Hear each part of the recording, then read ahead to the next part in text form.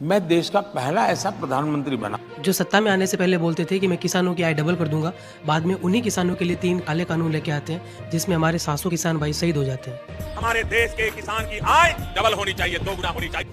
मैं देश का पहला ऐसा प्रधानमंत्री बना जो झूठे वादे करता है और कहता है कि स्विस बैंकों में जो काला धन जमा है वो वापस भारत में लेके आऊंगा और यहाँ पे हर एक आदमी को 15-15 लाख रुपए तो यूं ही बांट दूंगा। और बाद में इन्हीं के मंत्री जी का बयान आता है कि वो तो सिर्फ एक जुमला था।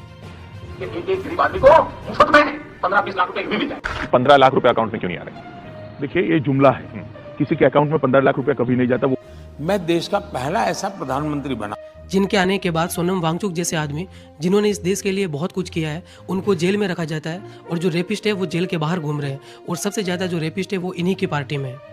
मैं देश का पहला ऐसा प्रधानमंत्री बना जो देश के युवाओं से झूठे वादे करता है कि हर साल जो है मैं आपको 2 करोड़ रोजगार दूंगा, लेकिन पिछले 8-10 सालों में जो है 90,000 सरकारी स्कूल भी इन्होंने बंद करवा दिए। मैं देश का पहला ऐसा प्रधानमंत्री बना जिसने मणिपुर को जलने दिया और वहाँ पे निर्वस्त्र करके महिलाओं को घुमाया गया, लेकिन हमारे साहब कुछ नहीं कर पाए। 4 मई को 2 महिलाओं को निर्वस्त्र घुमाया गया था, इस बात से हम सभी वाकिफ हैं, और भीड़ ने महिलाओं को गांव में निर्वस्त्र कर घुमाया था, जिसके बाद ये पूरा मुद्दा देश में गरमाया हुआ है।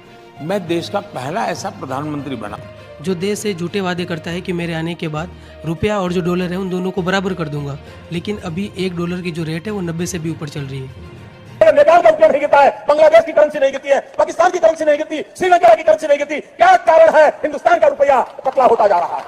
मैं देश का पहला ऐसा प्रधानमंत्री बना जिसके बाद इन्हीं के सरकार में बैठे जो मंत्री है जिनका कहना है कि डीजल और पेट्रोल के जो भाव है वो 15 रुपए प्रति लीटर कर देंगे, लेकिन अभी जो डीजल है वो 100 से भी ऊपर चल रहा है।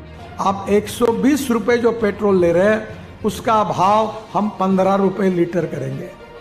और सवाल उसी से पूछा जाएगा जो इस देश की सत्ता में है, सवाल उसी से पूछा जाएगा जिसने इस देश से वादे किए थे। एक अनपढ़ आदमी देश पर कितना बड़ा बोझ बनता है।